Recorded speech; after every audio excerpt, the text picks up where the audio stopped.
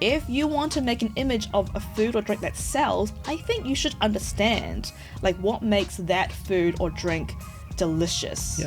There's something romantic about just doing a job once and then just putting like your all into it, like your love, your passion, your thoughts at the time, with absolutely no like preconception there's going to be any more opportunities. So you just go dive right in. You've got to have proof that you exist, that you're not some random person, and that you can do what you say you can. That's really important, that you do push yourself. But also don't forget there are other really important things that people like us, we know all too well. So just be aware of that. It just takes one person to believe in you. I mean, there's always that saying, you gotta believe in yourself. Yes. And I did. Yes. But, you know, it can be very difficult to maybe not pursue things if people that matter to you don't believe in you. You know, as long as you keep trying. If you don't try, you just simply won't get there. So you might as well try. Building a creative career isn't easy, but it is possible, and this podcast is all about chatting to creatives who have made it happen. So in saying that, today I'm very excited to say that I'm joined by the amazing Kera Wong. Kera is an incredibly talented food photographer who's made a huge impact on the creative community by building out a career capturing visuals for some of the biggest names in the hospitality industry. She's not only mastered her craft, but also helps educate and inspire other creatives looking to do the same. In this episode, Kera shares how she got started in food photography, the challenges of building a business as well as a strong personal brand, and also gives her advice for anyone looking to carve out their own space in the creative industry.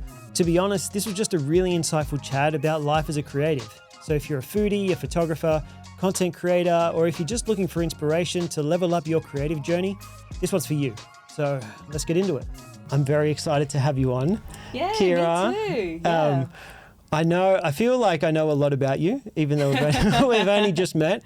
But I want to know more, especially like I go on your page and the page looks incredible. Like your work is amazing. Your skills, the colors, the brightness, it looks like you're having a great time. Thank you. And I was like, when you said that you were open to coming on, I was very excited, but mainly to see like what got you to this point. Okay. Because a lot of this pod is aimed at like beginner creatives or people who are just starting out who aspire to be in a position where they are working full time, where they're creating great work consistently. But there's a lot of steps that go into like picking up your camera and realizing that, oh, this is really fun. Yeah. And getting to a point where you're working full time, you're making a full time income, you're enjoying it and you're doing things that you love. Yeah.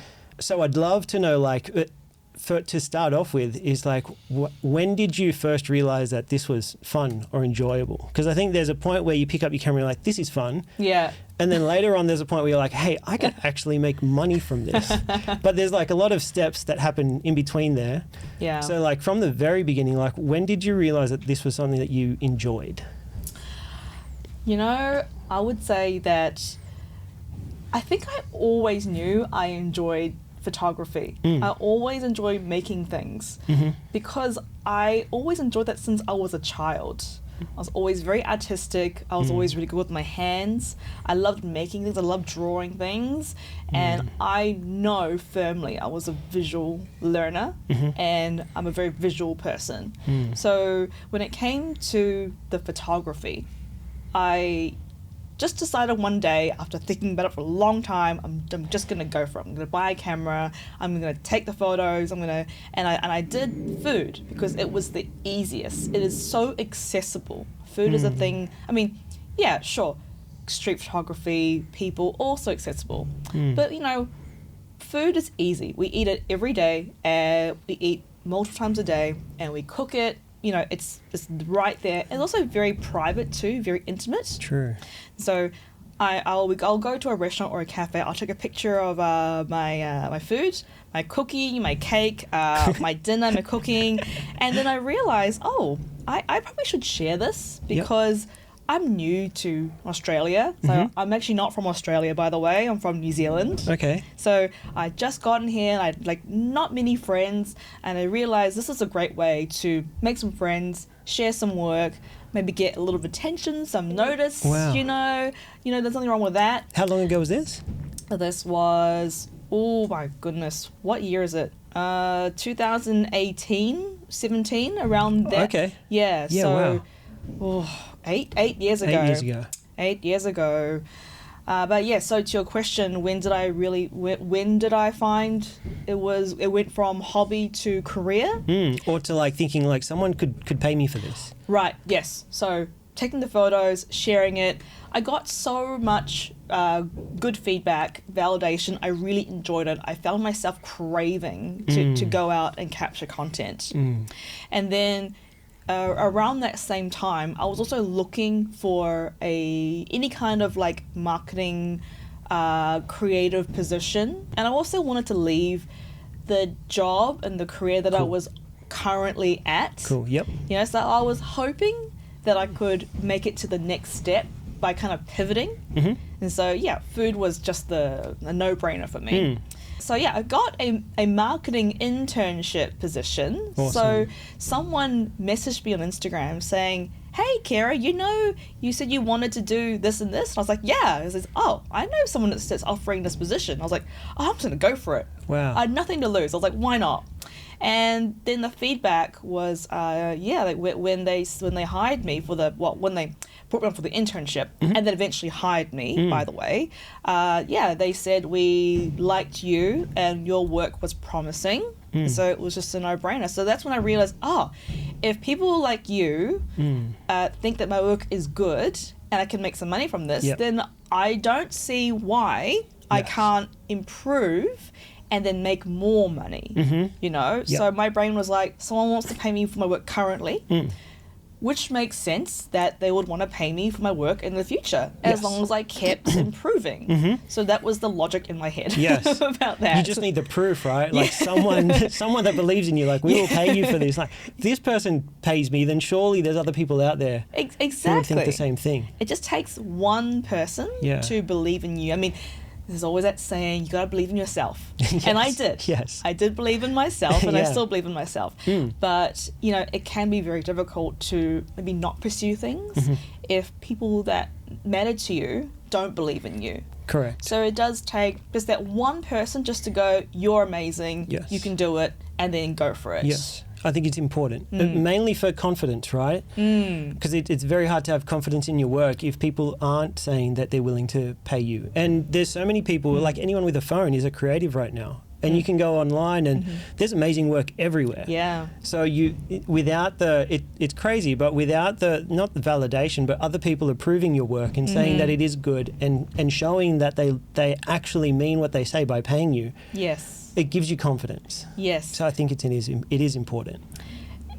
So it's also, so it's confidence, but also for someone like myself, just some context here, like I didn't know anything about being a freelancer or even a sole trader. I did not know how the business worked at all. So in another way, it was also validating to know that what I was doing was technically correct. Yep. So if you'd asked me, say, 10 years ago that, you know, it's as simple as take a picture, someone pays you for your picture or for your time or whatever, I would have went, what?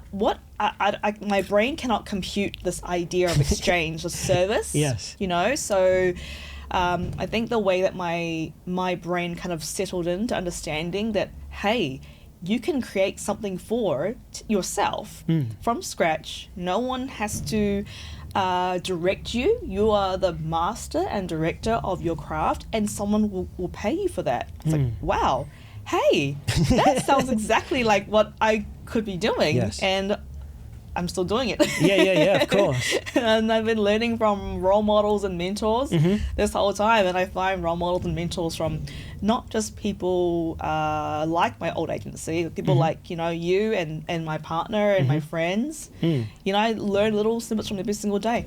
That's perfect. That's really, really good. So you went from intern to them hiring you? Yes. Yeah. And then how long did you work for them until you kind of thought you could make a transition to working on your own? Oh, okay. Well, the thing is that that agency didn't have exclusivity over me, so Okay, cool. they were very happy for me to keep working on At the same time. At the same time, Awesome. Yeah. So I was just always like the preferred contractor. Okay, got it. For them, and that was fine with me. Cool. So they were almost like a client to you, and you could build on that. Yeah. So that's a really good situation to be in. Yeah, and I think the moment I realized I could do it on my own was actually when I realized I had to do it on my own. I wanted, how do I say? There was some projects and some clients that I really wanted to work for. Cool. Yeah. So you had a bit of a list of like dream clients. Sort of, or I would see the clients or the style of work that was produced by my friends and my role models, what they were doing. Yep. And I realized that was not the work that my current clientele were offering. Okay. For example, when I first started out, my bread and butter was cafes, restaurants, bars, but I really wanted to do other things. I wanted to do a bit more commercial work. I wanted to do a bit more brand work. I wanted to go out there. I want to do some more. I want to do retail, real estate, just any other things, studio work. Yep. But I didn't have any experience doing that. But also I didn't have the experience to kind of build up to that. Got it. So I realized, okay, what if I start to pivot my work into other areas? Either I will shadow people on shoots, awesome, or I could just take on a job, a project that I wasn't familiar with, but my clients were trusting of me, and it all worked out. And then once I realized that I could break into other photography, still food, but you know, different, not just on location. Yeah, of course. That's when I decided, I'm gonna go for this, away from agencies and away from having like a core client or two, and just seeing if I could kind of like be my own agency as a sort. Of course. Yeah, so this is really good, and it's what we were speaking about earlier. Like, you seem very aware of the things that are going on. You're aware of the type of clients that you have. Well, this is something that a lot of people don't do. Like, they just take the work that comes. Yeah. Especially when you decide to become a freelance photographer, freelance creative, all you want is work. So you just take whatever comes, and then you try to kind of narrow it down to the things you do like. But it seems like you take it like a step further. It's like, okay, these are my clients. These are the type of clients I want. I'm a big advocate of like taking the time to understand, like, you need to have some sort of North Star, like a purpose or specific type of work that you want to do, because the more fulfilling it is, the more enjoyable the work is, the more you're going to love what you do each day. Yeah. And if you're not aware of the type of work that you enjoy, or the type of work you want to be doing, or the skills you want to learn, you can easily fall into the trap of just doing the work that comes, rather than being more intentional with the clients you find and the type of work you do. And you need to like almost step back and kind of just analyze, like, these are the clients I have. What are the clients that I want, or what's the work I want to be doing? And then either be around people who are in that situation, or figure out how to build those skills so that you can find that work. It's so interesting. As you were talking, I was just thinking about, because I was at that point when I first started out. And I think it's really important for this podcast as well. Like, when you first start out, it is really important you take work, you take opportunities when they come. Yes. Because there are a lot of opportunities, but there's also, you can also miss a lot of them too. And every time that you miss an opportunity, that's also an opportunity to learn, to grow, to practice. One of my mentors, I asked him, what should I be doing to improve? And this was also just recently, maybe in the last 2 years. I asked him, because this guy has like decades of experience. He's like amazing at his work. His Instagram is like popping. It is so good. Awesome. And I asked him, what's your secret? And he goes, shoot every single day. Just it doesn't matter what it is. Just go out there and just do something every single day that's creative. And if it cannot be taking a photo, just do something with your hands every single day. So it's interesting when you said, as someone who starts out, they got to take the jobs, and you got to have a North Star. it's also sometimes okay not to have a North Star, or the North Star can be very generic. Like, I realized that I wanted to pivot my work and do more things than just my pool, my skill set. But even like the last couple years where I have been physically unable to reach for my North Star, you know, my most general North Star was just to go, okay, I'm just going to keep going. It doesn't really matter where it is as long as I'm keep going up there. So I just wanted to clarify that it's okay for beginners to not have any like specific goal. I think as long as the goal is still up, you know what I mean? Yeah, I agree. Especially at the very beginning. Yeah. Because I feel like there are stages to that. And I think when you first decide to be a freelancer or to go off on your own, one, it's scary, and two, you need to pay your bills. So you need some income to be coming in. So you don't really have the luxury of choosing and doing that. And I think as you grow, I don't want to jump too far ahead, but I think as you grow, having some sort of direction, I assume you're getting, I believe there are opportunities everywhere. The better you get, the more opportunities come your way. And then there's only a certain amount of time, and there's only one Kera. So you have to be able to know what to say yes and what to say no to. And there are times where like an opportunity may not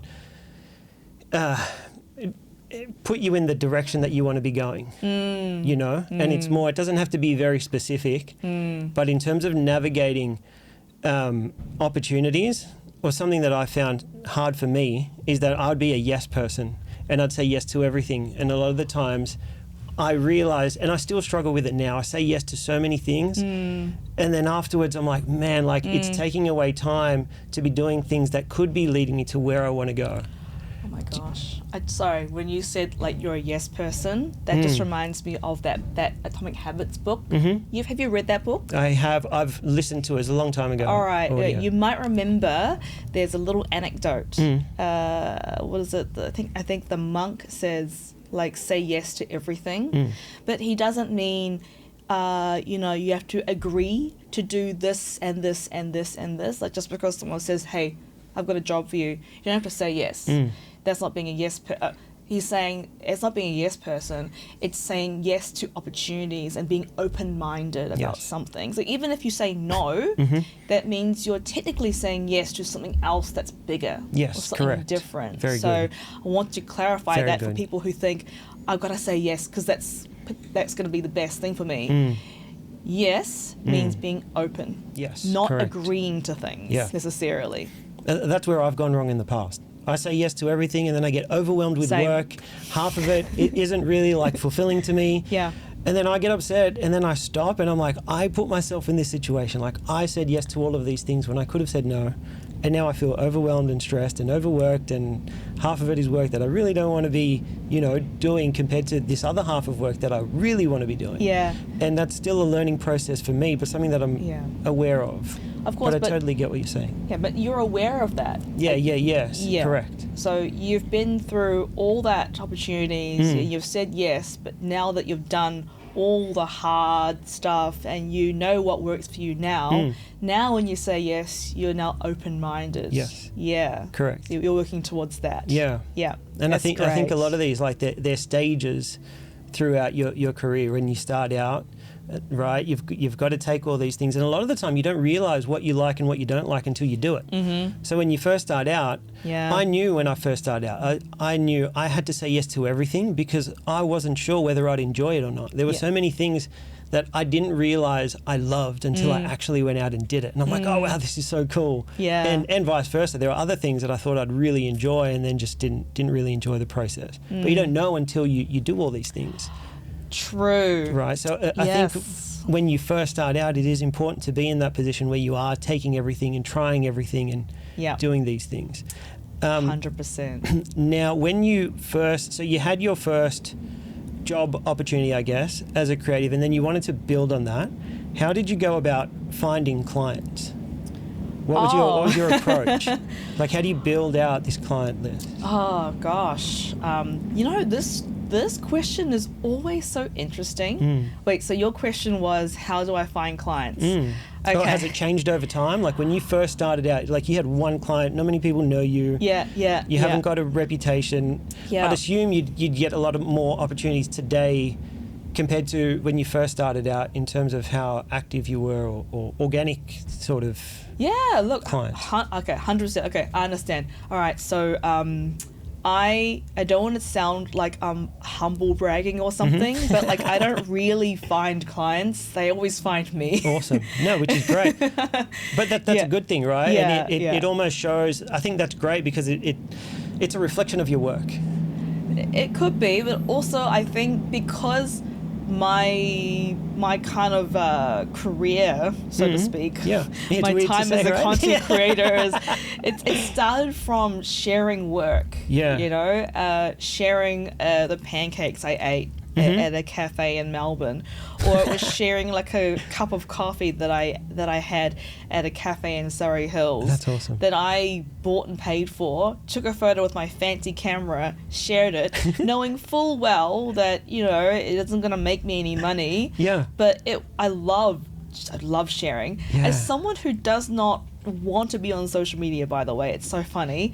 Social media is also something that I also love. Yep. Because it actually has connected me to so many people and opportunities. I agree. But we won't talk about that one. But anyway, how do I find clients? Yeah. Is I just share something. Yes. And it's something that I love. People connect with that. And it's also the people that connect, right? Like not just like the people on Instagram or TikTok or Pinterest. Like it's also potential clients.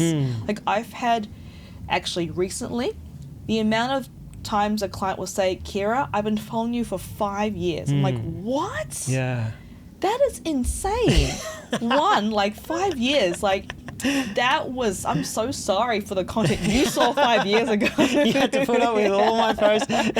I know. Yeah, wow. On all my little rants and whatever, but 5 years, That's great. 5 years ago, that person is now my client. Yeah. Isn't that crazy? Yeah, it's incredible to think, right? It's crazy. So they found me before I even knew who they were. True. And then it's word of mouth. Like I get lots of Instagram DMs and emails like, "Hey, so and so recommended me to you." I'm like, "That's great. Let's chat." Really good. So we've got share. Oh, That's okay. planning Too about. excited. I know. I'm so excited. How's that? Yeah, we're good. We're good. So back to that. You're sharing content. People see it. They resonate it, and that's just current. Totally. People find me through word of mouth and also just from years ago. So I don't really look for work. Yep. Occasionally I'll reach out to a client and I say, hey, just checking in. It's been like a year or something, because life happens. Yep. And they'll say, Kera, yes, we've got work for you. I'm like, what? Awesome. Okay, great. Yeah. Awesome. Yeah. What are we doing next? It's like, can't wait to work with them. Of course. And it just took you to just check in and... Yeah. Yeah. I agree. Because, recency bias, right? Like, of course. if you're at the forefront of their mind, they're like, yep, Kera's here. She's going to solve my problems. I'm like, yes, I'm here to solve your problems. Let's go. Yeah, that's great. Let's create something cool. Yeah, that's really good. Yeah. And it is that. A lot of the time it is just reaching out, because especially when you're working with business owners, like they're busy running a business. Yeah. Like it's not just about content for them. Like they've got to do all the other things, right? Yeah. That they need to worry about. And I truly believe this. I'm like, there are so many times where I imagine a business owner thinking, I've got to reach out to Kenny. And then they get caught, I've got to reach out to, and they just don't do it because they're just too busy. And then when I reach out, they're like, man, I've been meaning to reach out to you for months. Yeah, then you just slide into their DMs, their messages, their emails. Yeah, There's something it's like, yep, done, it's work. Totally. Awesome. That's really good. Yeah. Something that I also wanted to ask you is when you start working with a client, I'm very big on retainers. Like I'm always trying to get retainer clients. Like if I work with someone for the first time, I'm trying to make them see the benefits of working on an ongoing basis for a long time. Yep. All the clients that we have, I think we've been working with for at least over a year. Like when we start working, and I really emphasize like building that relationship with the client.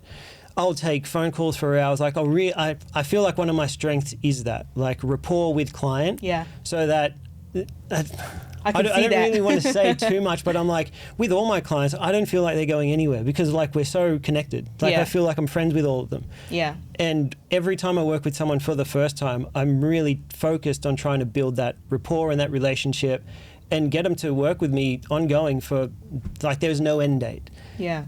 How do you work with clients when they first reach out to you? Do you just are there a lot of one-off jobs? Are you trying to get retainers? What's the... Oh, that's a good question. Honestly, like, I do agree with what you said about retainers. Yep. They're really helpful, but I would say it's a mix. Yep, cool. Because there's something about, okay, so obviously for business and Yeah. for cash flow, Yes. retainers are good. Yep. You can secure a long-term contract and you know that is going to hit your bank balance Yep. and you got like security. So because it's a two-way street, right? Like the client also has to look after you. Yes. In order for them to get the good content, you got to look after yourself. Yes. So that's good. There are also just jobs though that I also understand it is just a one-off. So I don't worry about too much about will there be work in the future. If I do a good enough job, then surely I'll be hired back. Yeah. And most of the time it is the case, retainer or not. Yep. So, also, as a creative and as someone who loves to do a lot of things Yeah. all the time, Yeah. there's something about just kind of like, I don't know, maybe call it a romantic notion, right? There's something romantic about just doing a job once and then just putting like your all into it, like your love, your passion, your thoughts at the time, with absolutely no like preconception there's going to be any more opportunities. So That's you awesome. just go dive right in, and sometimes that's how I like to do things. Of course, like I said before, it's not like a great business model to do it. Yeah, of But course. as a creative, I kind of don't mind. I do appreciate those like fleeting moments of creativity. True. But like usually I've left a really good impression, so I just get hired back anyway. This is good. Yeah. Also, I think in hospitality, it is a very just a fast-paced. I think some of my clients probably don't look ahead too much, and so they like the ability to be flexible. And I'm someone who does not mind that. Yep. So I think it also depends on what kind of person you are with what business goals that you have. True. And at the moment, I don't think my business goals are that lofty. I think I still consider myself wanting to be a bit more flexible and have more freedom. Okay, so cool. I don't really mind not having retainers. I like having a bit of flexibility as well. So Okay. whatever I'm doing now seems to work. It's working. I'm doing pretty well. Yeah, true. What do you think is the difference because food photography for me, I think there's so many different aspects of creative, and I've never done food photography, to be honest. We should do some. Yeah, I'm totally open to it. I've got some food here. we really should. We've got everything set up. Yeah.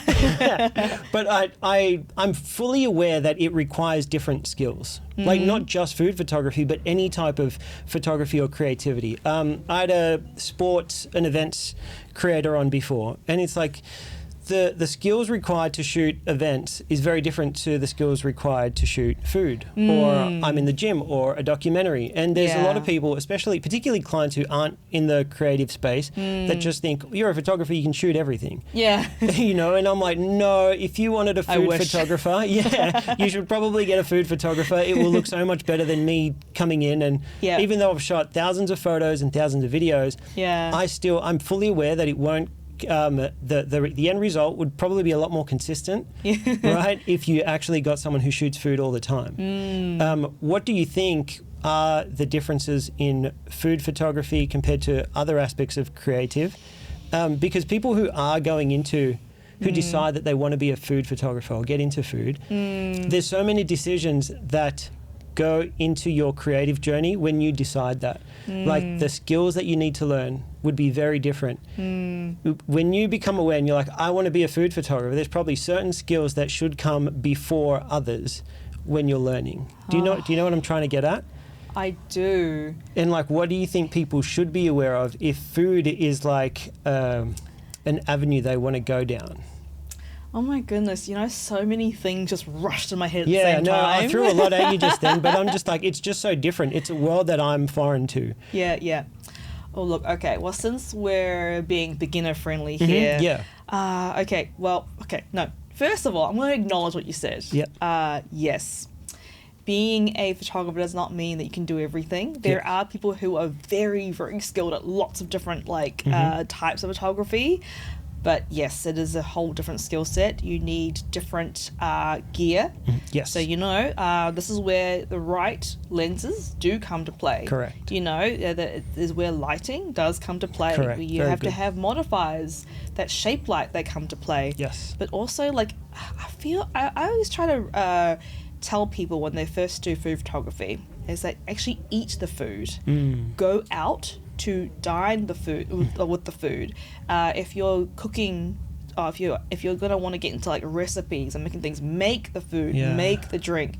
Get your brain and your hands used to this idea of interacting with the food, and then what will happen is that you'll start to understand why it's important to grab certain elements of certain foods. And good point. Okay, maybe the thing that I can maybe talk about that's most relatable is maybe event photography, say capturing events, which is, I think, every photographer, even myself, I do that. Okay. But if I'm gonna also be shooting food at the same event, my setup is gonna be completely different. Correct. And that is because, let's say I'm shooting an event and I've got a really wide lens, so maybe 16 millimeter, 24 millimeter. If I try to shoot that same, a food, let's say a dish and a drink with that same lens, and I'm not going any I'm not zooming in, it's going to look weird. Yes. It's going to look weirdly distorted. And I think the main thing that it's going to do is that it's not going to make the food look nice. No one's going to want to buy it. No one's going to want to eat it. No one's going to want to go, oh my God, I want to share with my friends. And that is the whole point. You're going to make an image that sells. Yes. And so if you want to make an image of a food or drink that sells, I think you should understand what makes that food or drink delicious. Yes. Once you understand that, drinks shouldn't be sweaty, and you should be able to see the ice. The light should pass through the ice like crystals. If you can see the garnishes all nice and bright and fresh, that's what you want to create, because your client wants that, and also the customer is going to want to try that and share it and brag about that. Let's say if you are going to be taking a picture of something at a restaurant, and they have all these beautiful dishes that are it's creamy, it's crunchy, it's gooey, it's saucy. Yeah, very good. It's all these different layers, it's delicate. If you know what that dish is, you've tasted it, you've bit into it, you've crunched it in your hands, you've viscerally, you've tasted it, you then know how to photograph it so that you can translate that to your audience. So that's why I really believe if you want to get into food photography, or you want to understand how to photograph that better, eat it. Yes. Eat it, drink it, eat a lot of it. Yep. And then work out afterwards. Wow, that was very good. And totally. You need to understand what you're shooting, and also understand the community of what you are shooting as well. It's a very good point. Understand the subject. I realized that when I used to shoot for sneakers, right? And my lesson in terms of understanding the community was that I went into a sneaker shoot not understanding the customer of who I was shooting. Okay. And I remember I did this video for this client, and he was a friend of mine, and he said, "This video is incredible. I absolutely love it." He's like, "But for most of these clips, I can only just see this person's sock." And he's like, "I can't post this." Ooh. And I was like, "What?" Yeah. And I was like, "What do you mean?" And he said, "The sneaker community will roast me in the comments." Why? Because it doesn't look cool. You get in that community, in that group, if you can see your stocks, you're getting paid out. Do you know what I mean? It's the attention to detail that I didn't understand because I didn't understand the community, or I wasn't fully aware of all the details that came into shooting for that client. which is a lot of what you're saying, like understand who you're shooting for, understand the client, understand the subject in such a detail where you understand, you know what to highlight. If you eat something and it's crunchy and you're like, that's what stands out to you, that's what should stand out in the image. 100%. Yeah, I totally agree. That's such a good answer. Yeah. And I've been there as well. So I think an equivalent in my industry would be, say, let's say you're photographing a dish and you just see a little fingerprint on the plate. You know, we've all been there. Yep. The light just shines it. The highlights just catch it like a little bit of fingerprint.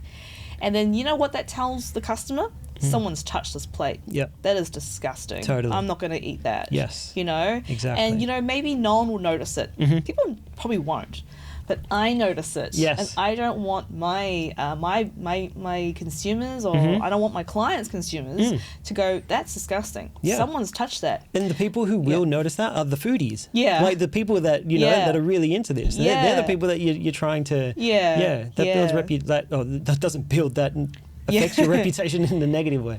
Exactly. And it's also the same reason why nowadays, that I let this slip for the longest time. I'm not sure how my brain let me do this. But so if someone, say, brings me over a beer to photograph with like, say, some, I don't know, a dish, and then they've touched the body of the beer, and suddenly you got that like print, that like, that, finger, and I'm like... someone's touched this beer and now it's sweaty and no one's going to want to drink a beer that's been knowingly sat out for 2 minutes sweating. Has to be fresh and don't touch the body. Yeah, totally. But you would know that. That's what comes with experience. And see, and this is which is great, because this is what I was getting at in terms of someone getting me to shoot food. Because I've never done it before, they're all the little details that I would miss because you've done it thousands of times. Yeah. You are fully aware that those little things are going to make a difference. Yeah. Compared to me, who goes in and doesn't know those things. It's a big difference. Yeah. It's crazy how long I've been doing this. When you say thousands of times, actually, yes, thousands of times. You probably have, I say the same. I've shot thousands of videos and I'm just like, man, when you say it, it's crazy, but it's true. Yeah. And then there are a lot of things that I just take for granted and I think are just normal, when really someone who's come into my space for the first time would probably miss. I think it's very important too that you don't ever forget that, like, just because you've done it 1,000 times and it should be obvious doesn't mean it's obvious to someone else. Yeah, exactly. Yeah, which is why I love that you're talking about all this, because these are all things that I wouldn't know either. Well, now you know. Now so next time you get a picture of a beer. Yeah, exactly. You'll either know to get a fresh beer or you'll Photoshop it out. That's awesome. I also want to talk about like how you get your ideas. You have like, you're very creative with your work. You create consistent work, like in terms of it looking great, but you're trying different things all the time. I've seen you like throw powder and lights. You're using natural light, artificial light. You're in the studio. You're at a restaurant, and it's always like really consistent in terms of how well it looks. Oh, well, thank you. I actually think I could be more creative. I think I love to try everything. I think I could be more creative. But I'll say like my ideas just probably come from, I'm going to switch the whole thing. I'm going to say my ideas come from what I've seen, like maybe that day, that week, that month, and I'll kind of like ruminate in my head.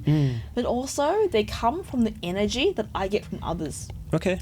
The concept of like maybe acting. Yep. I've read articles where actors will their acting is only as good as their supporting cast member. Yeah, cool. I think I'm not an actor, so I don't know, but I would say it's maybe a similar concept. Okay. Like, so for example, if you don't give me anything like to work with, I'm not going to be able to work off anything you don't give me. Yeah, totally. Right? So when I have an idea, right, and I have a willing participant to that idea, then I'm like, hey, let's try this, let's try that. If no one wants to try it, then I'm not going to be available. I'll try, but there's reading the room as well. Like, you can't try every idea with everyone. You want to, but you can't. But anyway, we're getting positive here. My ideas, they come from like my Instagram. like I'll just scroll through either my homepage, look at other people's like stories or whatever they post, and go, that looks awesome. That color combination looks great.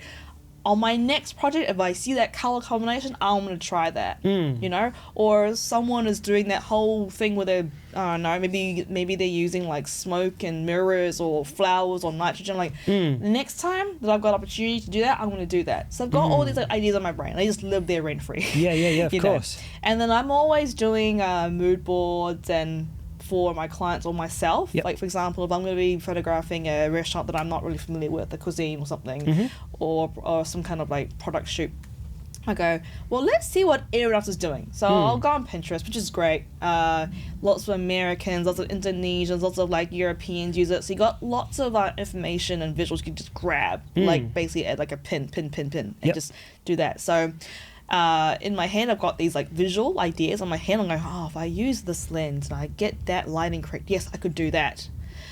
But like I said, it's not always an opportunity to do that. So once I do, I'm like, this is the best time because I'm photographing sangria, and that sangria is going to be red, and that wall is like, you know, white, and it has texture, and I've got like lots of people here. We have hands.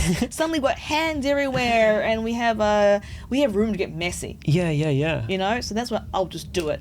Also, like, you've got to read the room, right? Yeah, of course. Not every client wants to have their floor just covered with liquid. You know, that's not fair. True, that's not fair on anyone. On them. So that's where I get my ideas from. That's how I execute those ideas. And then the energy, but the energy of the person I'm working with is probably the most important, because if you don't have anyone that has the energy, it's really hard to actually make it happen. So whenever I work with anyone, I tell them my vision. I kind of get the energy back from them, and they go, and the best ones are like, yeah, let's do it. I want to do it. And I'm like, yes, let's go. And the best thing about having someone to do that with is that more ideas will come once you do it. So once you do one idea and you get anyone else in that room that's on board on you on the same page, and it's like, hey, let's do this and let's do this. That's the best time to get collaborative, when someone else is just as crazy as you are. Yeah, totally. That's very good, and I totally agree. I've been in situations that are very similar, like where you have to welcome people pitching in ideas, and I think making them open to sharing their ideas, I think, is really important. There are times where I'm in the room and they're like, oh, he's the creative, I don't really want to step on his toes or say anything. And I feel like it's up to me to encourage them to do so. I remember being in a shoot not too long ago. There was a guy sitting in the corner, and he was going to be a model. So we had two models. There was a girl I was shooting first, and then he was going to come in second. And while I was shooting with the girl, he was in the corner just taking notes and like putting together some ideas that he had, and he sounded so scared to say it. It was his turn. I was like, hey man, jump in, it's your turn. He's like, I've got a couple ideas. And I'm like, yes, dude, this is awesome. And half his shots made it into the video. I'm like, I would never have thought of that. And it's like getting these people, because people have ideas. Like, you don't have to be a creative to have cool ideas. And once he started getting into it, the rest of the room said it was a really good shoot. But it was because of that, like other people pitching in. I think it's really important, and it does make for a good shoot, and they're usually the ones that turn out the best.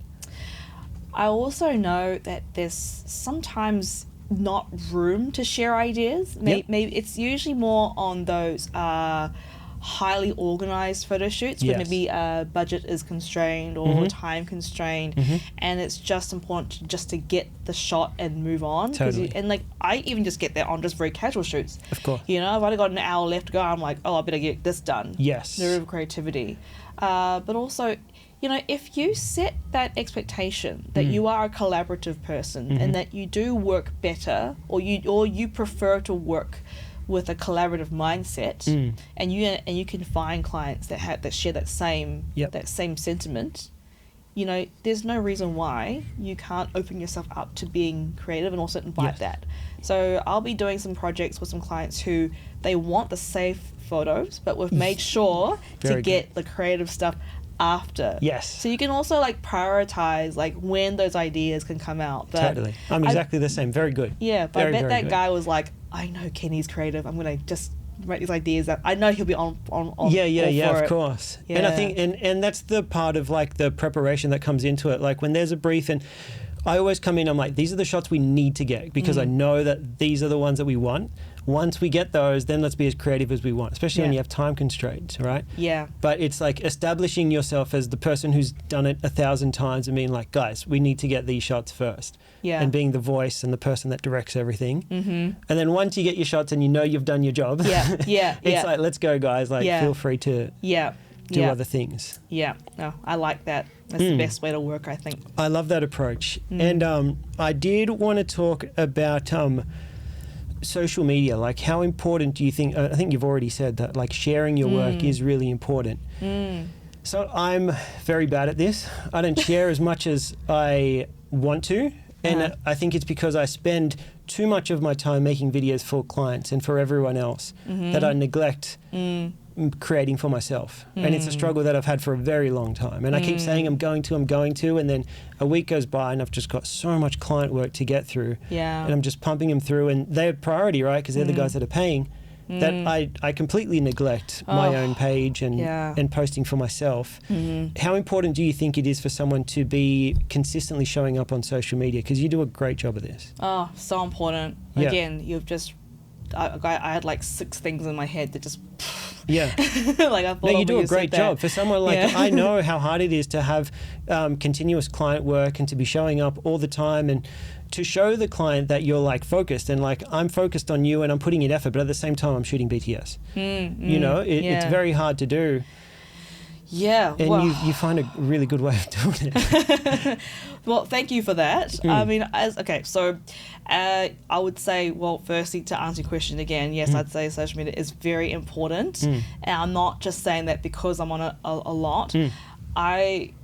If you're a beginner out there, or you've been doing it for a while and you're like, should I have one?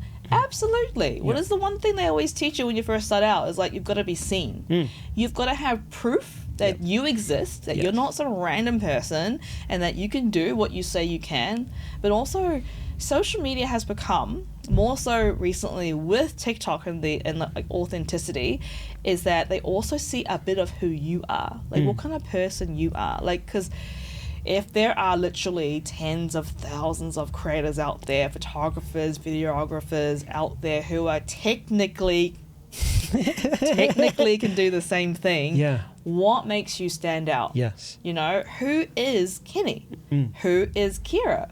You know, who are these people? And I think that if we can't show them very quickly, first impression, before they even like, I mean, look, they probably already decided that they want us, but they want to know who we are. Yep. Right? Maybe that's the last step to them going, I vibe with that. You know, I like that she puts herself out there, or maybe I like that she can juggle so many things, you know, or maybe I like what she can, that she's so open, and so am I. Most of the clients that I work with actually say that. They say things like, I love that you love to share, because I feel the same way. I'm like, so you basically knew that before you hired me. Totally. And that is great. But also, like, you know, social media is also your portfolio in the day. And, you know, you've got your website, it has your portfolio of all the things that you can do and also things that you want to do. And I think having as many places where shows what you can do for many people, because let's be honest, like, I'm not going to look at a website for a portfolio. It's too many clicks away. Totally. You know, SEO is probably not great on my page. You know, so I want to make sure that if someone types in Kera photographer or Sydney photographer, that pops up. You know. Yep. And also, everyone's on their phone these days. Yes. So, and everything's mobile friendly, mobile first. You might as well just have something on the biggest platforms to show who you are. I agree. You know, your face and, you know, what you do. Yep. And also, you don't have to post every day. I mean, I post most days because I'm addicted to sharing my stuff, right? Yeah. I don't care if it's, like, amazing. I just want to share it, right? Yeah. But even for people that I hire as subcontractors for, say, like stylists or something like that, like, someone says to me, looking for, sorry, I'll rephrase that. If someone says to me, I need a stylist, I'm like, oh, let me try find one. So I've got, like, my contacts. They're all busy. I'm like, okay, well, I'm going to have a look at Instagram. And then I see that person posted a week ago. Yep, they're active because they've posted, and that means they're looking for work. Damn, Done. you're right. Yeah, Done. That's so right. They may not have the most followers. Yep. I don't care about that. Does it look good? Is the work similar to what I want to create? And they're active and they've shared their story in the last 24 hours or they've posted in the last week. Yep, they're available for work. Done. That's so true. That's the first time I've realized that. Like, there are times where I go onto someone's page, and if their last post was like 8 months ago, I'm like, oh, they're not active. Like, they're probably not doing it. Well, they're probably like not. I don't know. I just feel like I shouldn't reach out to them. They're like, they're just not. Well, yeah, they probably are active, but they just don't want to post, and that's totally fine. You can still reach out to them. Yeah, I agree. But I'm just saying, like, if you've got time to look around, to shop around, then, you know, the person that is the most available, the most convenient, is probably going to be the one that you're going to be most drawn to. Yes, correct. You know, if you cannot wait, and lots of clients don't want to wait, if you can wait, sure, message everyone. But if you can wait, if you can't wait, you're going to be wanting to be looking like you're available. Yes.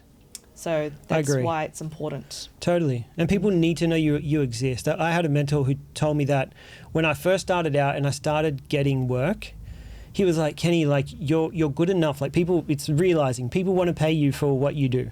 He's like, that's great. He's like, right now, your only obstacle is obscurity. People don't know you exist. Like, he's like, there's probably 100 people in Sydney right now who would pay you if they knew you existed. Yeah. But they don't. They know nothing about you. So you've got to just start sharing your work, which is exactly what you're saying. If you're not sharing it, those people will never find you. Exactly. And even if they know who you are, like, okay, there's another good example. If you do any other kind of photography that's not what you mostly do. So, for example, most recently it was for me, I'm a food photographer, and I take photos of not just the food, though. I take photos of the spaces, you know, the interiors, exteriors. But for some reason, for like 5 years, I just did not share that about my work. And it wasn't until I caught the attention of one of my clients' clients. I was like, who took these photos? And it was me. And they're like, she doesn't have any like photos of the spaces in her portfolio. And then I was like, oh, actually, they're right. I don't. So when they went to hire me, like, we love the photos you did for us, like for our client's client, but can we see other work, please? And I was like, yeah, sure. Sent like 100 pictures. Like, this is perfect. Why don't you have a portfolio of this? I'm like, I don't know, you're right. So since then I've done like another like page, has like 10 followers. But it's there, it exists. And I've got another like section on my website that has just like spaces now. And it's already proven to be so useful. So it's like, I just need photos of like my shop, send them and that's done. That's true. Hired. It's just like, you'll exist. You need it somewhere, right? So that you can direct them. Like when people say, hey, do you do that? You can be like, it's all right here. Yep. That's it. It's worth it. It's worth putting in the effort to create those things. So anyone says to me, should I have a portfolio? Yeah. Definitely. And like, make sure that you've got social media. Like, definitely. Like, for sure. I think because you do great work, do you get people that want you to do things that are totally outside of food photography? Like if I wanted something shot, I'm like, I know her page is like all food, but I'm still going to ask her because it would look great. Yeah, sure. I still get like people say, can you take my portrait, or things like that. Jewelry. So I've done one. Yeah, true jewelry for sure. I think I've done one jewelry photography before, and that was it. I didn't want to do it again. But true, it's one of those things you try it and you're like, okay, cool. Didn't love it as much as the food. I did one beauty product shoot, which a lot of women do. And I did it once. I was like, no, I'm not doing it again. I don't want to do it again. I don't want to do this anymore. Then I'll get like someone saying, oh, can you take a photo of my newborn? I'm like, wow. I'll ask my other friends. I've got someone for you. Or their pet, or like the odd wedding. It's like, oh, you should do a wedding photography. I'm like, I don't want to do that. That's You're okay. like me. I've done one and that was it. I'm just not cut out for it. There's just so much. It's a lot of energy. I think a wedding photographer needs to have a lot of energy, just to do it. A lot of running around. I can't. But see, and again, like different skills, like people don't realize it's a whole different type of creativity. And there are some people that I know people that love weddings. They do them all the time. And I'm just like, I did one and that was like, oh, I'm done. Yeah, I feel like there's a lot of like energy that has to go into that kind of work. Lots of like, I want to get in there, extremely extrovert, or someone that can offer lots of energy, and that's not something that's necessarily required for like food. It's just me and the food, and it's just a nice little harmony, and I like that. Yeah, no, I agree. I think what I like, not just about food photography, but in terms of like you can create the what you want rather than events where you're capturing moments. Do you know what I mean? Like there's a difference. You can create the image in your mind and then you can go and set it up. Yeah. And I had a guy that came on and he said there's a difference between, he called it the difference between taking a picture and making a picture. Yeah. And he loves making a picture, like putting everything together, getting the lighting right. Yes. And he's like, that's very different to taking a picture, which is like events, sport. Yeah. You're trying to just capture moments. I like that. Yep. That just reminds me of I don't know who these are. I forgot their names, but I follow them now. But they're actually wedding photographers. I think it's a couple. I think they're based in Europe or something. But anyway, what drew me to their page and why I follow them is because they make it in their point in their branding that we don't photograph weddings like just as moments, like we make moments. Yeah. So like exactly. And it can be very intrusive, and I think that's probably why they made this point. It's like we don't just want to get in and like photograph the moment that it's happening, but we actually want to create them with you. Yes. So they'll actually go through the storytelling with the bridegroom, the parties, and even like their guests. Yeah. And they'll make them, and their content is so good. It just tells a story. Like it's not just the aesthetic or the vibe, but the storytelling is so strong. And so even as a food photographer, I'm looking at that going, wow, that's such powerful aspirational stuff. Yes. Instant follow. And that's Love what if I was a wedding photographer, I would try to do that. But but that's also very hard to do because like there's so many moving parts to a wedding. Like I've been to so many, like I want to know the first thing to do. Yeah, it's true. Yeah. There's a lot of planning. I see those wedding planners and they just look so stressed out. Oh. I'm just like, man, what a job. I can only imagine. But yeah, so with food, with products and food products, even with beauty and jewelry that I don't do, you can get props and tell stories through hand movements, say water, smoke, I don't know, like shiny glistening things and colors, and if you got the patience in the eye, you can make that happen. And it's very a very harmonious, like very like balanced synergy with it's just you and your set. It's like really nice. But you come across someone like who's not afraid to try new things, and I think with a lot of creators it's very hard to do that, especially when you're getting paid and you have clients. You kind of just stick to what you know because you're like, I know this is going to work and I'm too scared to do these other things because it may not work. You've got the confidence to try things, which is a hard thing for a lot of people to do. I mean, look, there's definitely a space for the tried and trusted. I still do that. Yeah. There are some shoots where it's just best just to do it safely. Yeah, it's almost like I don't want to mess this up. I really want them to be happy with what I make, and I don't know, man. It's not even that. Yeah. Like you just read the room. You read the room, and you know the client, and you know what they want. Yeah, I think it's that too, and, right? I'm not a perfect human being. Far from it. Like I have good days, and I have like bad days, and I have days where, like, I know that if I just show up and I do my job, like even 90%, that is like perfect, right? Yeah.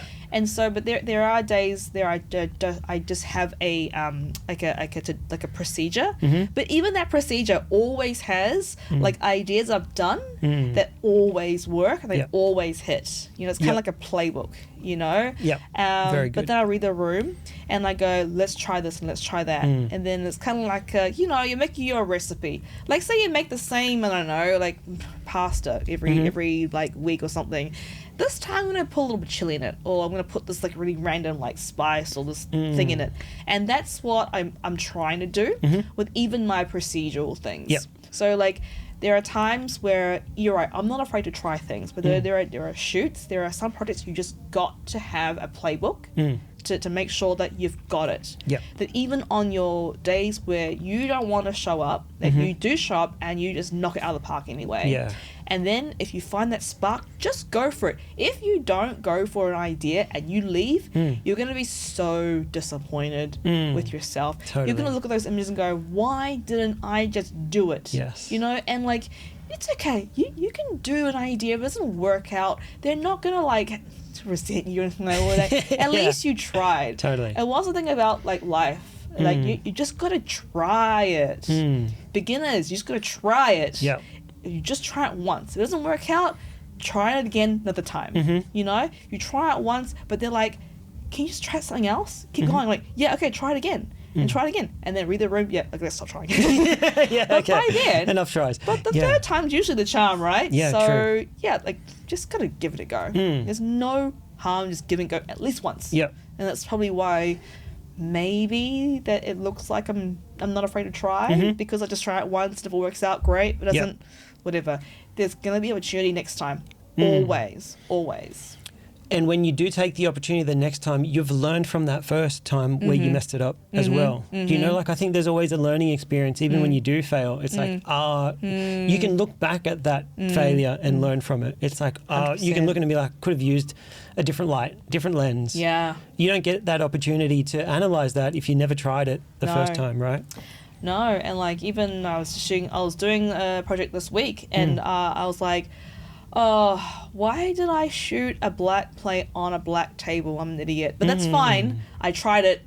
I tried a certain like technique. It ain't gonna work. But I'm gonna edit like to make it look nice anyway. Yeah. But the next time I do that, I'm gonna try a different like technique. Or I'm gonna try maybe hand position, something like that, or maybe a different composition technique. I don't know, but yeah, just give it a go. And if once you get really good at image making, there are things in post production you can make it look good anyway. True. You know, like, the more you do it, the less you have to really worry about it. So don't worry about it. Yeah, true. The more confident you are, and you know, you have the confidence to try things because you have the confidence in your own skills to make it look good. Yeah, those mistakes that you make are just opportunities, and the yes mentality, the open-minded, like, be open to making mistakes, because every time you make a mistake, you can literally have a cry about it, and then after that, go, I know I'm going to do better next time. I'm going to do it. Yep, But you're it's right. like, and if you didn't do it in the first place,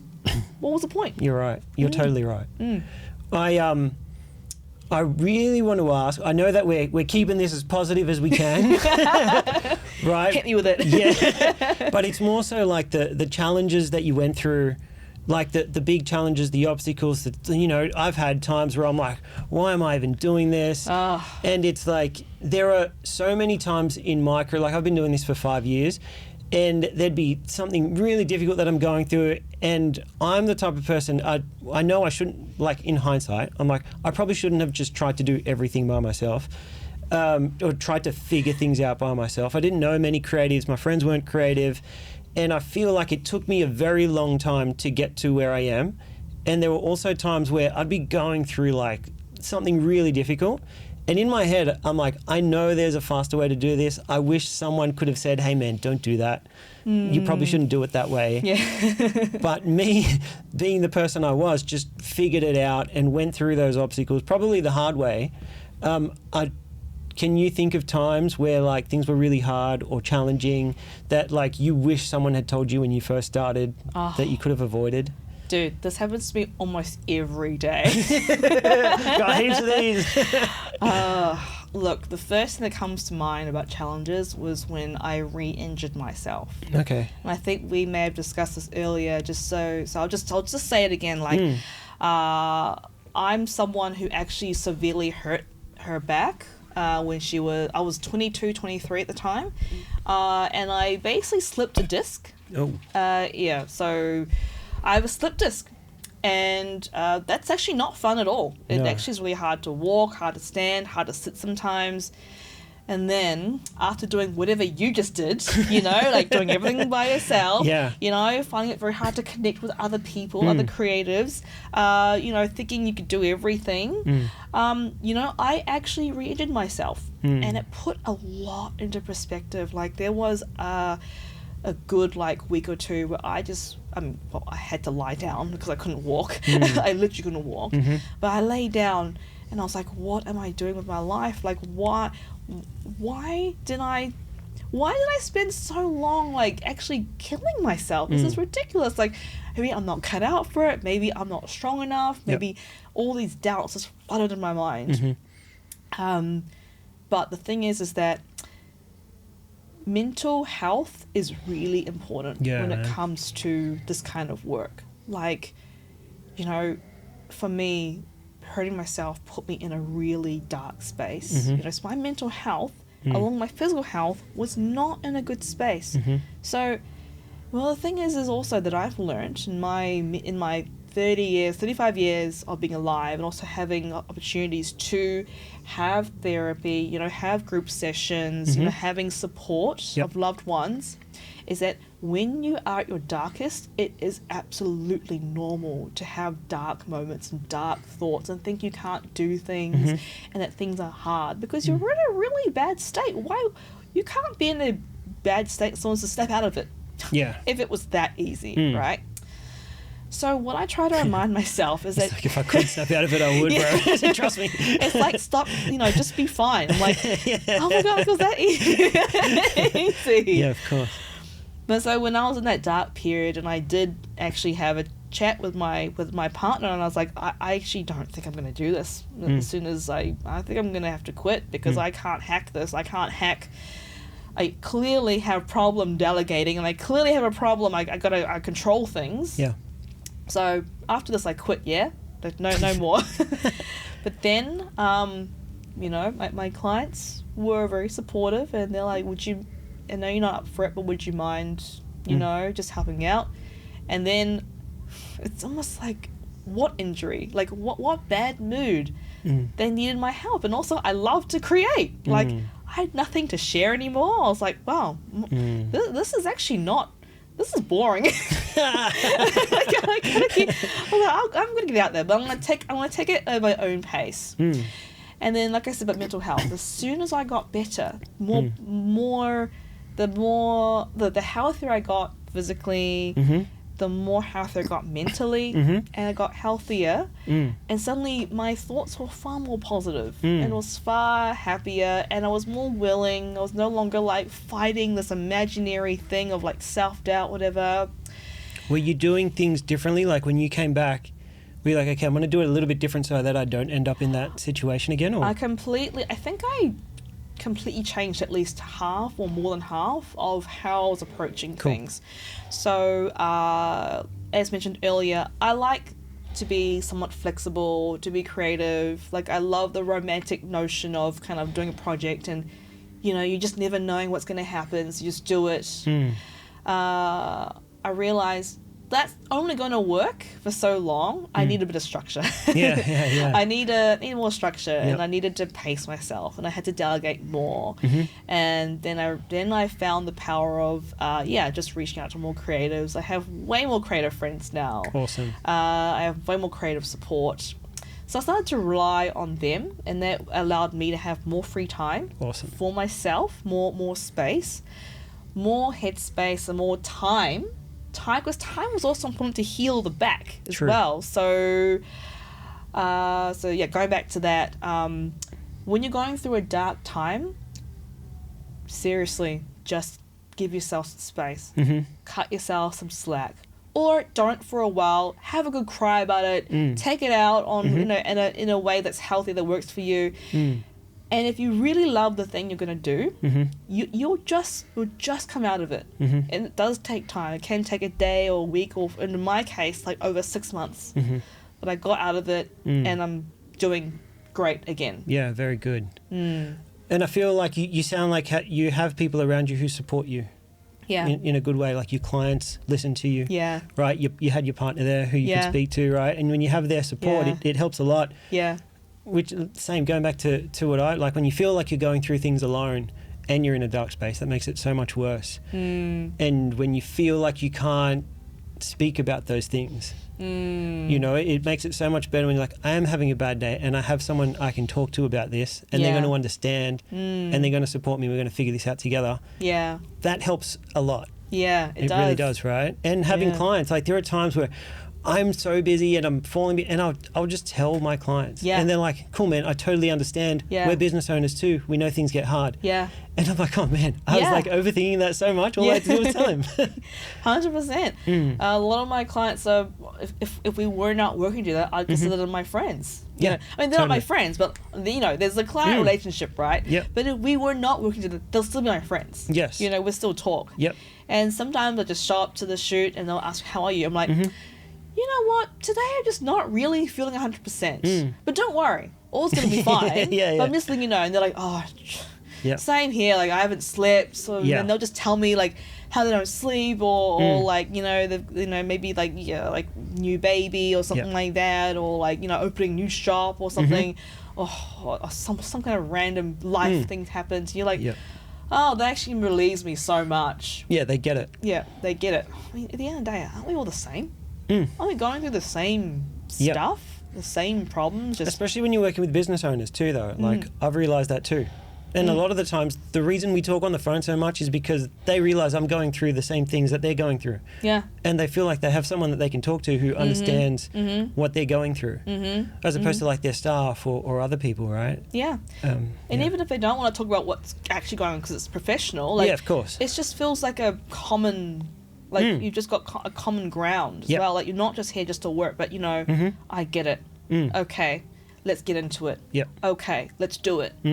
Sometimes even that is just enough. Yes. To know that, the person that you're working with or, that's there understands, and it just makes it a lot easier. Yes. So sometimes that's all that's required. Very just good. Like a nod, like, I get it. Yeah, I agree.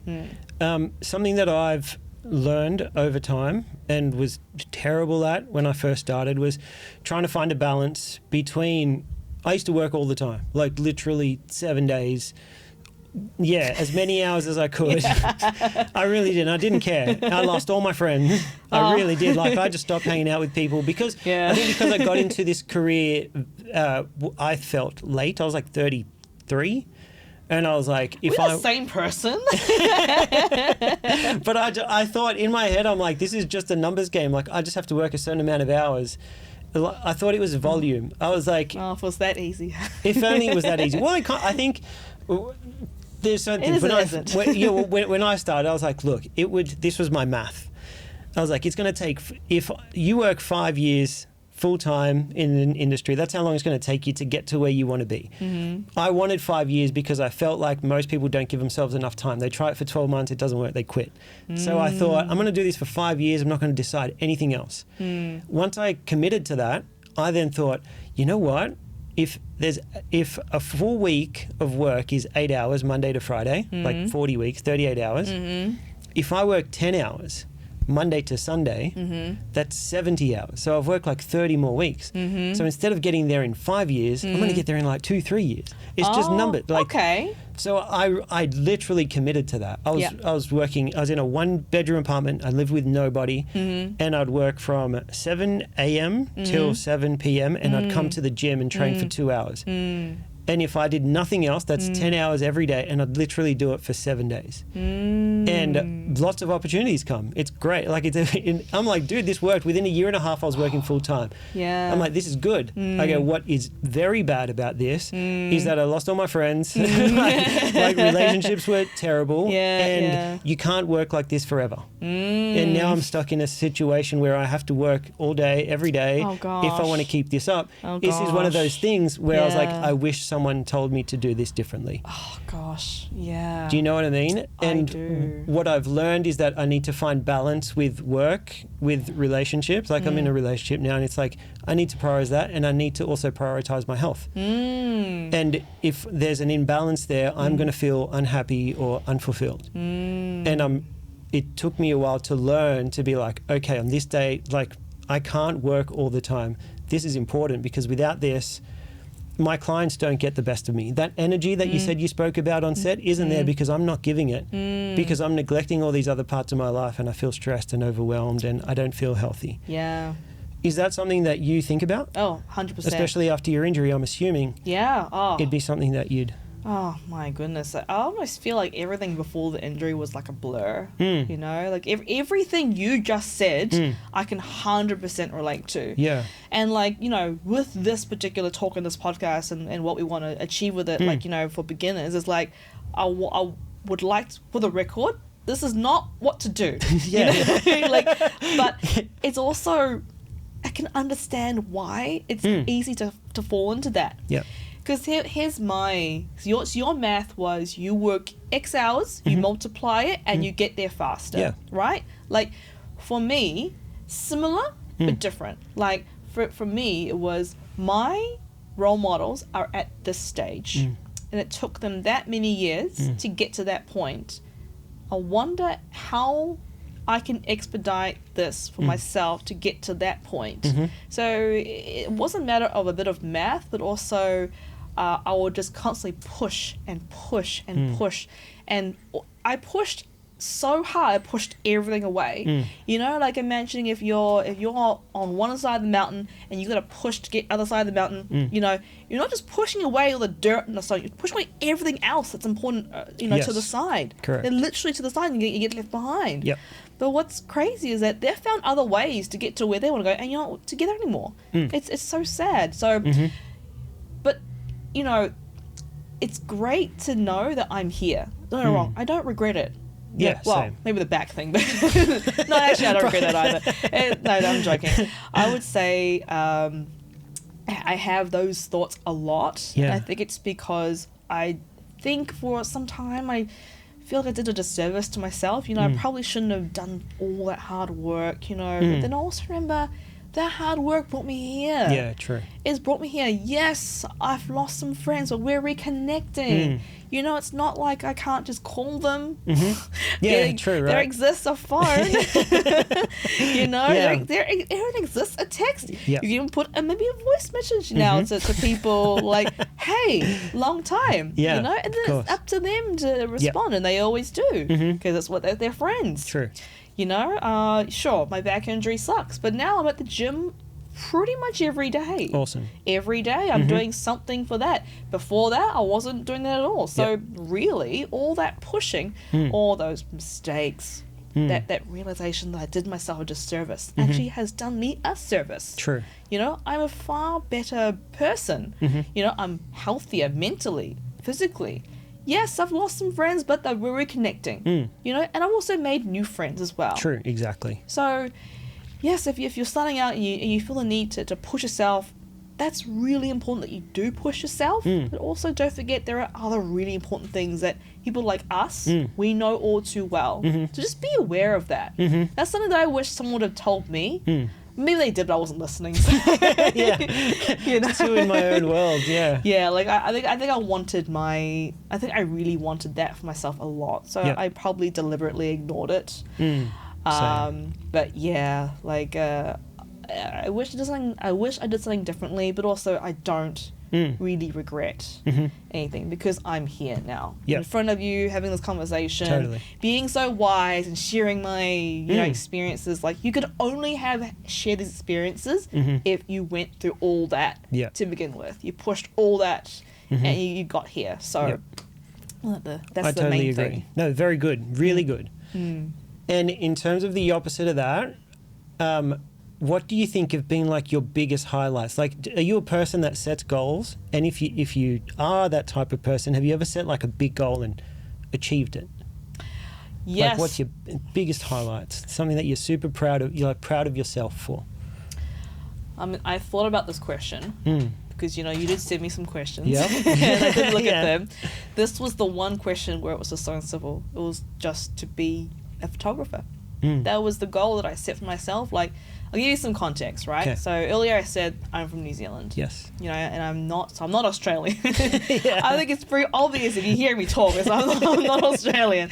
So I'm from New Zealand, and I obviously Asian descent, Chinese.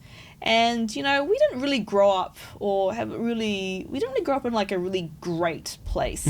You You know, it was, Auckland. Auckland's a really big city for New Zealand, but New Zealand's very small. Yes. I would say the opportunities that I was afforded were really, it was good for what we could afford, but, it wasn't the most opportunistic position to be, growing up in, just so to speak. So, as I got older, I won't say quickly, I slowly realized how many opportunities I actually wasn't really privy to, and I didn't also know how to make them for myself. Like, I think when I was younger, as I said, I was very artistic. I drew a lot. I was like, I could be some kind of painter or draw or some kind of designer. But I don't remember, and memory is fallible as well, but also I wasn't ever encouraged to pursue what I could actually do. Like, you always pursue to do things that actually make you money. They have a very clear goal-driven, future. And I would say that there was very little encouragement. And none of my friends were, well, actually no, some of my friends were creative, so it was really nice to actually follow them along for that journey. But I wouldn't say that I had a realization or confidence that I could pull off whatever I wanted. I thought you just did what everyone else just did, just do the mundane, whatever.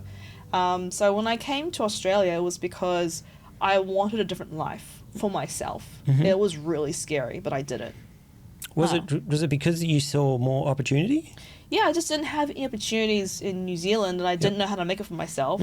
So me actually coming to Australia was literally like a almost like a mental, psychological, maybe even spiritual separation from like a life and mindset that I had back in New Zealand. Not saying it's not a great place. I had just grown up with this like mindset that I wasn't capable.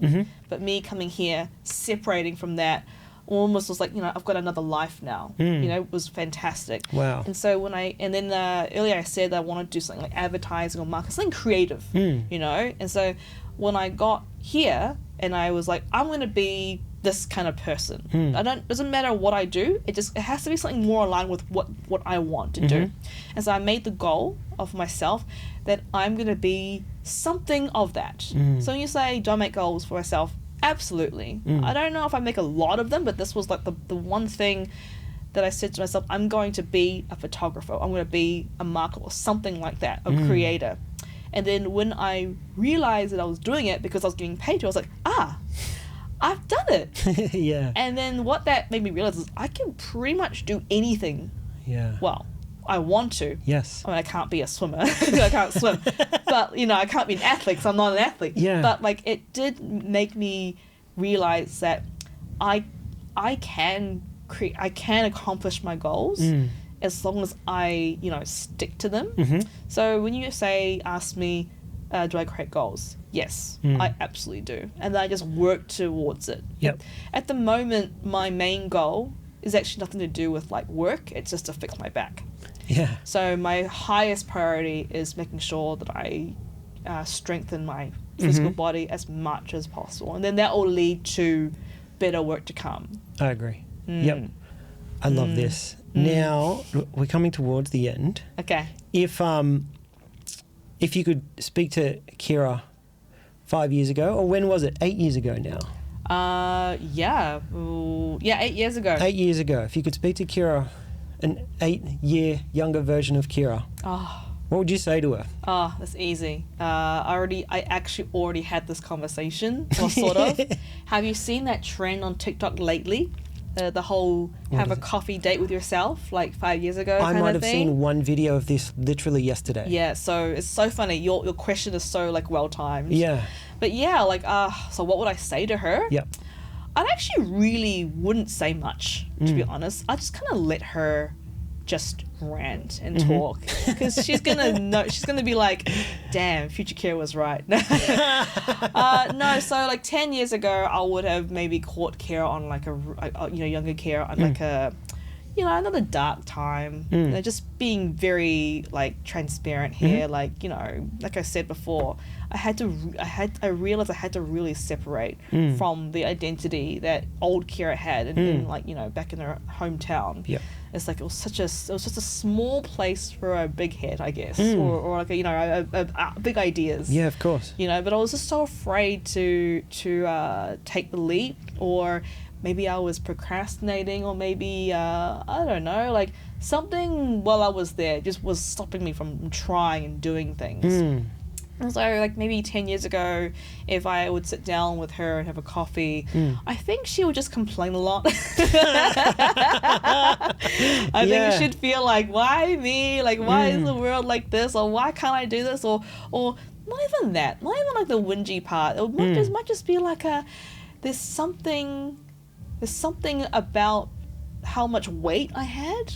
Like, self-imposed weight on my shoulders of just myself, of like, there's something more to life than just this. Surely there's more to life than this. And I think it does take someone just to listen to you and for you to echo it back to you, like your ear, and hear for yourself. If you're feeling like there's a lot of weight on you, find a way to get it off. If you find that the place that you are in is not great, how about you go somewhere else? If the music or the voices or like the words that people are saying to you are not really resonating with you, go listen to something else. And so I think after me hearing me talk about my life is so terrible, I'm not doing what I want to do, I was like, I'm just gonna go and do something else over there. So honestly, I wouldn't really tell her anything. I'd just be like, yeah, maybe you should go. No, it's true. Humorous, I know. No, it's funny, but it's such a good point, and it's something that I don't think a lot of people realize is like how much your environment matters. Yeah. And the people around you. And you being like having the self-awareness to be like, I need to literally put myself somewhere else. Yeah. And do something that actually works towards what you want. I think that's probably why I'm someone that does want to try things when I'm on shoots, is because I know that if I don't do it, I'll just feel like something's missing. Like I had an opportunity to try something today and I didn't do it. Yep. And I've done myself a disservice today.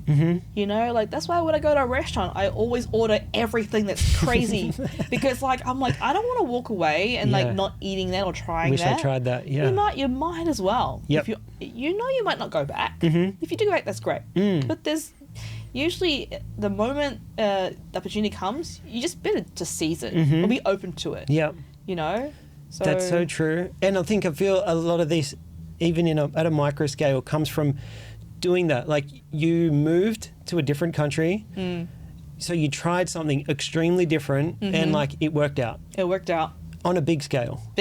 And like when that works out for you, a small idea means like, of course you're going to try it. Of course. Like that same trait has carried over to your work now. Yeah, you're right. Oh, that's very... Did you like that? Very philosophical. Yeah. I love this. I love this. But you can, right? Because then it's like that's nothing now compared to you doing what you've done and getting to where you've gotten to. 100%. And also, like, this applies to people who are, trying to get into food photography or just anything new. It's like, well, you got to try it at least once. Yep. And you find that once you have one success, you'll just have more success. Granted, they are going to be small. Like, you don't expect to just, like, wake up one day and be, like, I don't know, like an expert, who's obviously been doing this for years and years and years. I mean, you might, but also you probably won't. Or I don't know, like, maybe you're a genius. I don't know. But for me, like, I was like, I got to take this slow. I've got to have this one goal. Okay, I'll get this one goal done. Then I'll get the next one and the next one. And the next one, as long as you keep trying. If you don't try, you just simply won't get there. So you might as well try. What's the harm, right? Oh, you fall, you get back up. And in my case, hurt my back. I got back up. And it is really hard, especially when you try starting out. But I think that's honestly, if anything gets taken away from this conversation, is that you just got to keep going. You just have to. Otherwise, what's the point? I agree. This has been amazing. You've shared so much. This is so good. Yeah? Yeah. That's good. No, thank you. Thank you for sharing everything. I can't wait to continue following what you do. What about career-wise? Like, are there things that we can kind of look forward to? Are there like exciting jobs that you've got coming up? Are you still doing these workshops? Yeah. Is that a thing? Yeah. Yep. So definitely, there's going to be a few coming up. Awesome. How can people find them? You'll find them. So obviously, just follow along. Yep, cool. Because if you follow, you get obviously my posts and my stories. Yep. So I do some collaborations as well with other creatives. Yep. So other also camera brands as well. Awesome. So if you follow their pages, I'm not going to say who they are just yet, but basically the best way to know is to follow along the Instagram pages, TikTok pages. I'll also announce it on there as well. Cool. I also have like a mailing list that I Awesome. that I send emails to. How can someone get on that? Go to a website. Your website. Yep, and just go. There's a little button that'll say register, and it's your name and your email, and that's it. Yeah, okay, cool. what you want. But yeah, it was a little So once you do that, they'll have the information. So if someone wanted to learn a little bit more about like food photography or just like try it out, would these workshops be a way to do it? 100%. Yeah, cool. So we change up the themes every now and then, but every workshop is a chance to hear me present something. In terms of like the technical and the stylistic perspective, and then there's also hopefully this year I want to have a few online courses up. So yeah, nice. I'm going to start small and build my way up. So hopefully this year, 2025, will be the year that they'll These be are good available. goals. I love this. Yeah. Cool. Yeah. So follow along for that. Yes.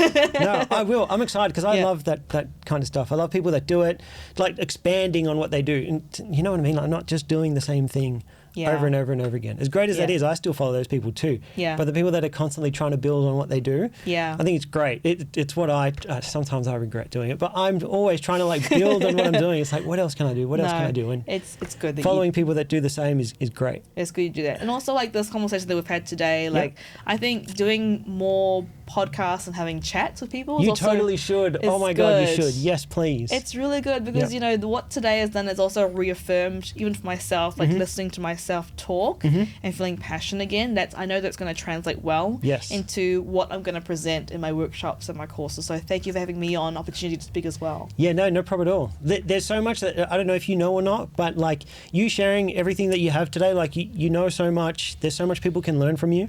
And you should share more of it because it really is helpful. Thank you. Well, I'll take it as a sign. Lastly, what do you think of this space? The space? Yeah, do you like our setup? It's very nice. Really well lit. I Very love good. how simple it is. Yeah. I actually, I think if you can make this work, I cannot wait to see what the next space is going to be. So true. I look forward to seeing that. Yes. But yeah, great use of the space. Yeah. Amazing. Thank you. Thanks for your time. And can't wait to see what you've got coming ahead. Awesome. Thank you. Thanks, Kera. We did it, man. Are we still recording? Because we've still got food. Wait Are a we second. still recording? Wait a second. Are we still recording? Hell yeah. Yeah. This is, Black Star Pastry. Originally, I was going to give this to you at the start. Yeah. Can I move this a bit? Of course we can. You can keep recording this for the... Yeah, we can keep recording. Hell yeah, we can. I only have 3 plates, though. Wait, do I have 3? Maybe it's 4. What have we got? What have we got? What have you got? Do you know what my girlfriend's favourite dessert is from this place? Open that one then. Your favourite dessert? Like the watermelon cake? Yeah! Is that a popular one? Yeah, this is the cake. That's what made the brand. Oh, really? Yeah. I remember when I first met her, I was trying to find out everything I could, and I was like, what's your favourite dessert? And she literally said the watermelon cake from Black Star Pastry. Love it. Nice green flag there. Oh, wow. Yeah. That's the cake Wow, there. look at the packaging. I figured that we could all just share a little bit today. I agree. Yeah. So you've done work with these guys, obviously. How long have you been working with? Yeah, not too long, but wow. I already can tell it's going to be It's a actually really so good pretty. partnership. Yeah. Do you get excited when you see a menu? You're just like, That's why I do man, this. there is so much I could do with these guys. I have a slight man. obsession with food. Okay. Yeah, no, which is good. Yes. Wow. What's your favorite from this place? Is it a watermelon? What is it? A watermelon cheesecake? Yeah. Just the watermelon cake? Just a watermelon cake. Yeah, it's definitely the watermelon cake. Yeah. I know it's such a simple, basic thing, but I've never had it. I've only heard about it. what? Yeah. What? She's like, what? Mate, it's Your partner's favorite cake. I know. No, I've been waiting to get it. It's on my list of things. When I get it, I know. Is that Do it? you want to show the camera? Yeah, let's do it. How do we do this? that way. Does this open out this way? I think that one's a new cookie, I think. Oh, that's a new I haven't cookie. tried that one yet. Guys, we all have to try it. And I got a couple pies as well. Pies? I wasn't sure how Oh, wow, hungry you guys literally were. got everything. So I got some. I know, you can all have it. The whole team can have some. Yeah, the whole team can have some. Yeah. Fantastic. How So- good. Well, now... And when you shoot for these guys, what's the, what I'd like, how do the ideas come about? What are you thinking? Like, do you just go and you're like, I want to take a picture of this, this and this? they're actually Or really... they tell you? They're really organized. They're really so organised. they tell me what they need photos of. Because and- I feel like I'd get a client and a billion ideas would just explode in my head. Yeah, that happens to me as well. Yeah, But and read then the room. yeah, you'd have to go there and really think about when to bring them up and when not to. Well, I already know. Because they send me the list of things they're shooting. So I already know if it's going to be a pie, it's going to be a cake, or it's Okay. going to be a cookie or something. So I already know, right? Yep. Then comes to the creative itself. We'll discuss colors and color combinations. There we go. And I'll always ask for some kind of visual mood board of what they're kind of aspiring to. Yep. And it doesn't necessarily mean that I don't know what I'm doing. Yep. It's kind of it's really good for me to know what the client has envisioned for themselves. Yes. So if they see a picture and they go, I want to do a picture like this. And then it's my job as the technical photographer, it's my job playing with light to go, well, I need this light set up and I need this light set up. I need to bring maybe the projector or something like that. So it's actually really good to see what they want. I'll bring the gear necessary for that job. And then on the day, we basically take the mood board, we take the vision, and then we just kind of go see how it goes. So I take the mood board as kind of like a guide, more than rules, right? And so we get to the shoots for these guys. I'm actually very lucky because I have a team that they're all very creative. So when I work with them, it's a very collaborative effort, and that just means that the work is always that much better. Yeah, true. They want to hear your ideas, and I also want to hear their ideas. So in the case of reading the room. The room is always open with these projects. It's a good environment to work in. Very, very good environment to work with. How did you learn, your page is super colourful. How did you learn about colours? Because it's not, I feel like it's something that I've gotten a lot better at, but you know how some colours work really well with other colours? Yeah. And some people have that, some people don't. You can learn this stuff. Dude, can you do not go back 5 years? You would say the opposite. Really? Actually, because I look at your page, I'm like, those colours work so well. She Okay. must know something. Okay, I'll tell you something. This is actually really important and Okay. really important for this podcast Pay as well. attention, guys. Because the way I learned how to use colours was Yep. because I used them wrong for years. Okay, yeah. Once you know what you don't want, Yep. that's when you know what you do want. It's kind of you go through all these Yep. friendships that That's why you try things, Some right? are Yep. good and then some are just toxic, and you just Yep. learn to leave the toxic ones out. Yep. Let them on their merry way, and they'll find a good life, away from you. Or I don't know, you eat a certain diet for years and you realize, oh, I'm actually really allergic to that. Or that's not great for my physical health. I'm just gonna not eat that anymore. It's the same thing. And I used to get criticized a lot about how I misuse my colors. Yes. And then when I got more skilled, I was like, yeah, actually, I'm going to stop doing that with my colours. And that's what I knew what I didn't want. And once you know what you don't want, sometimes it's about limiting what you don't want. Yep. And then you know what you do want. Oh. So just by trying, am I doing this right? Yes. It kind of squished at the bottom. I was trying to save. You were watching me do Let's it. see what... I think you've basically slaughtered this cake.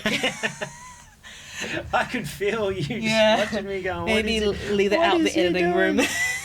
Or leave it in. But you're right, in terms of just trying things, and that's why failing is a good thing, right? Because then you're like, those colours did not go well together. Yes, or Right. maybe don't use filters that aren't suitable for the Ridiculous. for the job, and Yep. maybe don't saturate the colors too much. So a lot of beginners tend to Well, I certainly do did. a lot of. I certainly did, and it's okay. I learnt my lesson. Okay, Yeah, it's for the funny how record. you always, every creator says that you go back to the beginning of their work and they're always like, why did I just explode the saturation on this? Yep. Bring out the colours. Bring out the colours. Hey, we all make do it. dumb mistakes, okay? But that's what's necessary, because if you don't make them, you don't know what to correct. Yeah. No, I'm with you, man. Yes. Also, I made a worse butcher of this cake, so don't worry. Makes me feel a little bit better. Okay, that's good. We've got to bring each other We've up gotta- as creatives. Oh, there's like caramel in here. Is it caramel? What's that? Yeah. Oh, have you shown the camera? This is when you like know your food, right? Yes. All right, we go. So if you didn't know, if I didn't know that cookie had caramel in it, right? Yeah. And I was photographing it, Mhm. then the client says, "Oh, there's caramel in it." Yep. Why didn't anyone tell me? Yeah, exactly. You know, they know how to photograph And it. then you find out on the day, and then it changes the whole shoot completely, right? So if you I'm with you, know, man. if you know that you're going to be shooting cookies, then like a food photographer will go, I wonder if there's something secret about this cookie that I don't know. Yeah, You know, yeah, it's totally. it's just seeing like the possibilities. Mhm. And usually I'm right. My instincts are like, this Yes. looks too simple to be not important. Yes. You know, and that's, I think that having the intuition Mhm. is really also important as a photographer for food. I hear this time and time again, way too often, is like trust your gut. Like if you feel something, like do it because you don't want to regret that gut feeling afterwards. Totally right. Yeah? Totally right. I just hear that over. It's like that's what's good about this pod and talking to other people. Like there are some things that just keep getting brought up. And you're like, this seems important because everyone's Yeah. feeling the same way. And I think what I've found beneficial by doing these is like you realize that your problems aren't like everyone's going through it. You know, and Yes. sometimes when you feel like you're in your own world and it feels overwhelming, it feels good to be like, no, it's normal to go through these challenges and it's normal to feel this way. 100%. And so when I hear people say that they've gone through something I've gone through, like as bad as it is, I'm like, I know that sucks.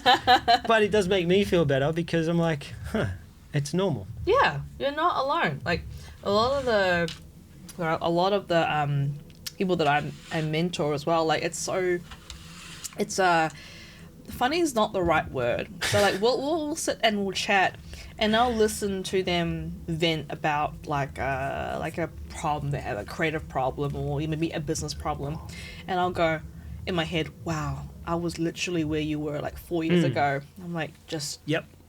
and then Exactly. Then I'll just say what I said earlier about to young Kera. Just let them talk. Yep. Let them vent out. Let them rant. Let them talk about whatever's ailing them. Because like, guarantee like, you know, the next year or whatever, it's gonna be like, yeah, I don't know what to do. I'm like, I know you figure it out. Yeah. Well done. You know, good. But yeah, like it's so interesting how, yeah, like we have different problems, but they're kind of like the same problem. Exactly. In a way, it's just it's the learning curve.